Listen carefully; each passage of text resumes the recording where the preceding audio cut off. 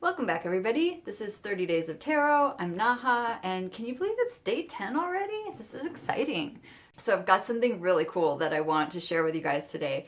And this is not exactly a tarot, but it was important for me to open this because it actually comes from a small studio, an art studio that has been producing some really, really amazing tarot decks. Now, this is actually an oracle deck. But I just felt that it was important to include, oracle cards are kind of the sister of tarot cards and maybe sometimes the nicer, kinder, gentler sister.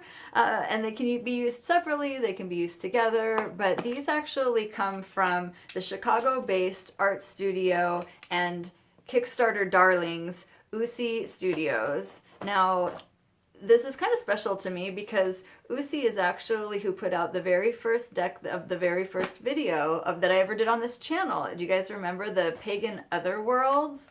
So when I received that deck, I just was inspired. I thought that it was a good place to start. And what I saw was that these artists were really doing something different, which was making fine art decks. Not to say that other decks aren't fine art, but I think you guys are going to see the quality, the craftsmanship that we're talking about here. So coming from Chicago, as I said, let's just go ahead. I'm going to open this up while I tell you guys about this. The little attention to detail, there's a little rose petal glued on here. Every little step counts, right? This art studio, Uusi, is two people, Linnea Getz and her partner, Peter Dunham, who is the artist, and they have actually funded 10 projects on the Kickstarter since they started in 2012. And that started just making fine art playing cards. They wanted to bring hand-drawn, hand-painted artwork into the realm of playing cards. And once they had done 6 decks, then they said, okay, time to tackle the next big mountain, which was tarot. And they did the Pagan Otherworlds, and I think, I might be mistaken, but I think that project was funded in like 2 hours. Usually there's about 3 to 4 weeks that a project is on Kickstarter to get funded. And yeah, that one was just right away. And actually, I went on Kickstarter today to pull a little bit of information about this deck, and I'm really happy to say that the Simple Tarot, which was the very first video that I made in this 30 Days of Tarot series, actually got funded. So congratulations, Angie, who made that deck. And since we're only a third of the way through the month, there's still 20 days to go, so you still can get the Simple Tarot. But now you know that for sure it's going to happen, so if you pledge for it, you're absolutely going to get it. So let's go ahead and take a look at what this is. This is actually a project that came out all the way at the very beginning of last summer. This is the same kind of bag that we saw the other deck came in. I guess this one's a little different because it has kind of metallic gold stamp on it here. So with a couple of tarot decks under their belt, this duo decided that it was time to do an oracle deck, and that's what we've got here. It is a very highly anticipated SUPRA Oracle. Although this deck was funded last summer, it took all year for me to get it. I just got this deck. And as it turns out, there's all kinds of production things that people can run into that takes a while. And I think that there might have been some personal issues either with the artists or their families that kind of caused some delays. So absolutely want to continue to send a lot of blessings and light to them. But I'm so glad that the deck has arrived, and here it is. And we're going to go ahead and open it. This is the SUPRA Oracle. And on the back it says first edition, 64 out of 5,000. And so you can see this little gold stamp that is on here. 2018 Uusi. Now these are all pen and ink drawings that are inspired by the traditional line work and engravings from the 15th and the 16th century. And the artist says that the intent of this style was to invoke a feeling of antiquity, transporting you back to a time when gods and goddesses walked the earth.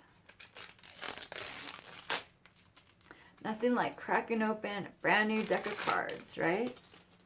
Right off the bat, you can see there's the beautiful quality and presentation that goes into everything that comes from Uusi, the textured box, the little gold foil seal there, the gilding, really beautiful. I'm actually going to be opening these from the bottom as to not break the seal. I did this with my Other Worlds deck as well. A little bit smaller than a standard tarot deck. Oracle decks typically have less than the 78 cards of tarot. Sometimes 54 is sort of a standard, 36. I think this is a 54 card deck. And wow. Very, very beautiful. Okay, I'm just going to go ahead and start showing these to you guys. As you can see, entirely drawn by hand. And this is the seeker. These are not necessarily the tarot archetypes. And I'm going to share some of the artists' comments on this deck. The ether.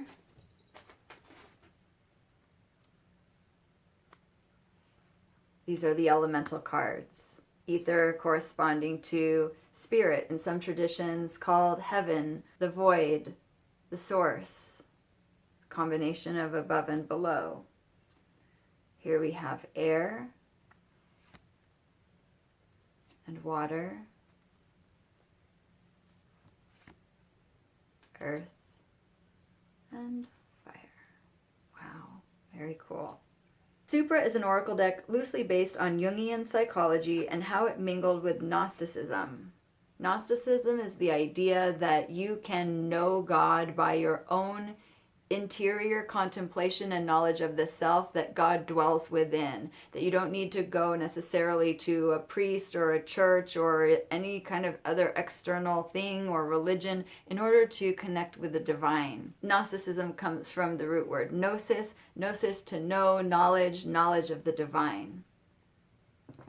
Here we see the unconscious. You can see the Jungian ideas through which we get so many concepts that we use now in tarot, like the idea of the archetypes, the collective consciousness, the moon. And the artists go on to say, we love the melding of physics, psyche, and ancient knowledge in Jung's practice that inspired an artistic leap at the dawn of the 20th century in how man relates to the world around him. Silence, the stillness of the Sphinx. It was a process of soul-making in an era of growing preoccupation with the machine and a return to our mystic roots that nourish and enliven our essential selves, our individual identities, with the immeasurable expanse of the cosmos. There's the psyche. Conflict. Aren't these beautiful? Where an oracle differs from the tarot is that it is a looser, more artistic exploration of that journey. It helps to create an inner bridge to our ancient universal archetypes, humanity's folkloric past, a spiritual journey that feeds our soul, energizes our present, and empowers our future. So this says, Deus ex machina, and that is a Latin phrase which literally means God from the machine. And to my understanding, this is a concept that has to do with something coming, sort of like the idea of something coming out of the blue, especially when you are in a situation when you kind of don't have a way out. Maybe another way to say it would be like divine intervention. When you're stuck, when you are just at that roadblock and you're not really sure how you're going to get out of it. It's like a window of opportunity that opens, but sometimes through very strange circumstances. And sometimes in the tarot, that's actually expressed almost more like the Tower card. Sometimes the Tower can really wreck you. You know, it comes crashing down and then you're like, oh, my life's falling apart. But it serves as the catalyst to actually create the exact change that you need. I feel like there might be a similar kind of idea in this Deus ex machina concept, and it is kind of interesting that we see this rod of light that seems to be coming down from heaven straight down here to what is an exploding volcano. Doesn't that remind you a little bit of like the lightning flash hitting the tower? Now it's causing obviously a disruption. You could say that the tower is very much like a volcano. I describe it often as an earthquake. But in its explosion, it's also letting off pressure, stress that has been built up, and heat that needs to be released. It allows for a release that can allow for some change. Oh, I love this one. Mysticism. Now there is a book that came with this deck. I didn't actually get the book, but I think that now that I'm seeing these, I probably will buy it off of their website. Things are usually more expensive if you get them later than if you go ahead and get them when you're on Kickstarter to begin with. Improbability. shooting an arrow into the sky. Oh, I love this one. Potential. With a horse coming out of the sea, which is where the horses were said to originate. Horses of Poseidon. Those are called the hippocampi. Imagination.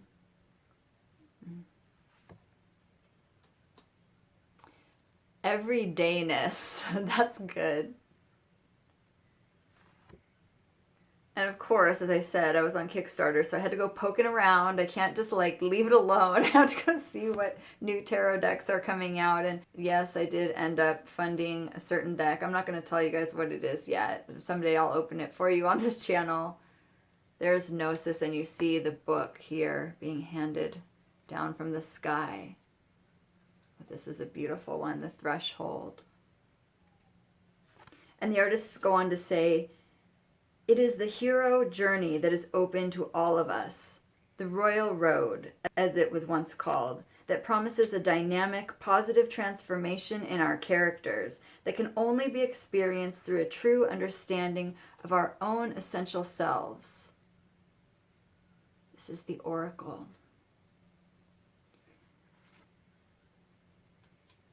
Nothing, or the no thing, very much a hermetic idea. That from which all is created. What do we start with? We have to start with nothing, the no thing. Why? Because it's undescribable, it's undefinable. And from this emanates the single spark, the one, the monad, which then multiplies itself, becomes the duad, gives birth to a third thing, and then to a fourth thing, and so forth. Transformation, beautiful. And oh, this is interesting. Okay, so these are two of the Jungian modes. We see intuition and sensation. And so those are 2 of 4. Let's see if the next one, no. 2 of the 4 modes, and those would correspond to fire and earth. So intuition for fire, and sensation for earth, and then I believe the other 2 are thinking and feeling for the mind and the heart. Sincerity, I love that. Perseverance. Maybe this is the card that I should place back here as a little reminder while I'm doing my 30 days. Because that is the quality that I'm really having to work on and keep going with. Sageness, impasse, the brambles there. Oh, beautiful. Release. I think that this would be really good for a 1 card a day draw. Oh, here we go. This is what I was talking about earlier, thinking and feeling. Those are the other 2. So let's look at those 4 together. Yeah, cool. So all together we have the labyrinth to find center. Yes. Thinking, feeling, air and water, intuition, sensation, fire and earth. The hidden. Now, even though there's no figures in this card, this is one that speaks to me as the time when the gods and goddesses roamed the earth. Myth. This reminds me of an old alchemical engraving.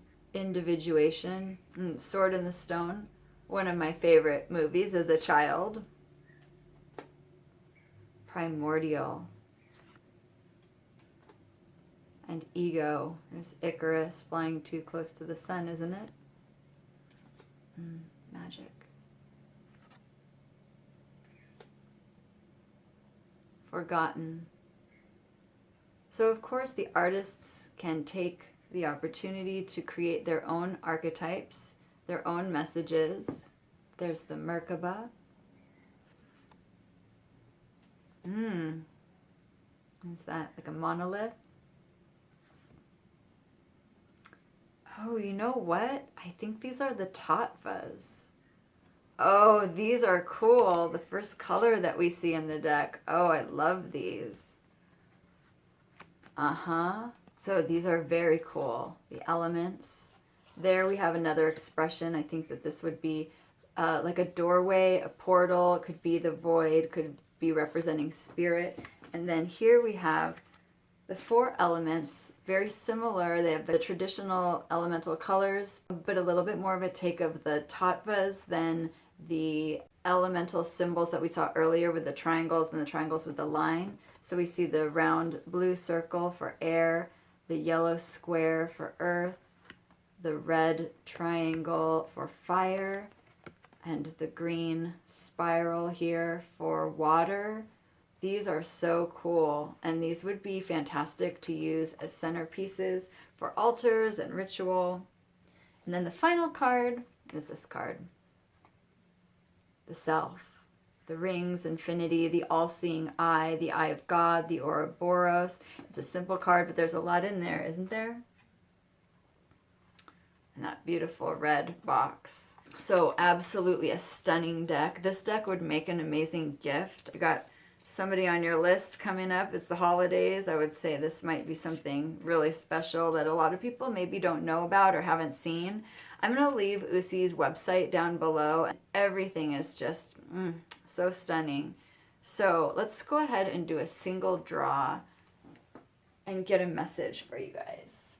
So I'm just going to spread them and choose one. All right, which one should I choose? I'll use my non-dominant hand. That's how I always like to pick, and I ask my clients to use that as well. The Animus. So we saw the Anima card as well. This is the Animus, and these are 2 Jungian concepts of his idea about collective unconscious. And he describes the Animus as the unconscious masculine aspect within the feminine, and then the anima is the unconscious feminine principle within man. So it's kind of your balancing internal force that you're also trying to rectify in some way. A lot of times affected by, if you're a woman, then by your brothers, your father, males in your life, and for a man, vice versa. So some people get this a little bit confused with the ideas of the divine masculine and the divine feminine, but there is kind of like a strong female, yet also sort of warrior archetype within this. So something for us all to consider, think about, explore, maybe do a little bit more research on. I love my research. So thank you guys so much for sharing a few minutes of your day with me today, and especially for those of you who have been watching all of October, and your comments mean so much to me. So thank you again for being here, and I will see you guys tomorrow. Bye.